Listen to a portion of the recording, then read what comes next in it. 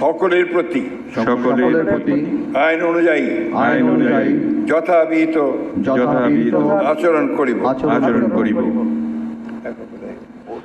এবার নবযুক্ত মাননীয় মন্ত্রীগণকে গোপনতা শপথ পাঠ পরিচালনা করার জন্য মহামান্য রাষ্ট্রপতিকে বিনীত অনুরোধ জানাচ্ছি। আমি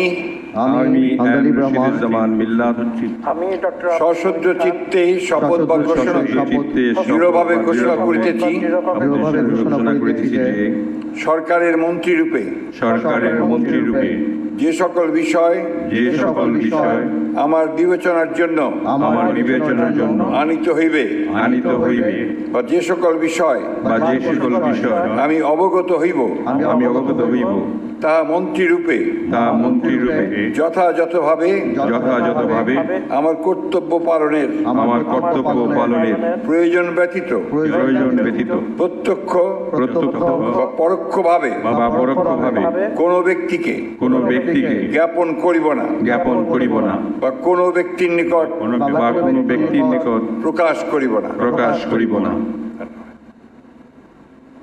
এখন মাননীয় মন্ত্রীগণকে তাদের পদের শপথ ও গোপনীয়তার শপথপত্রে স্বাক্ষর করার জন্য এবং স্বাক্ষর শেষে নির্ধারিত আসন গ্রহণ করার জন্য বিনীত অনুরোধ জানাচ্ছি।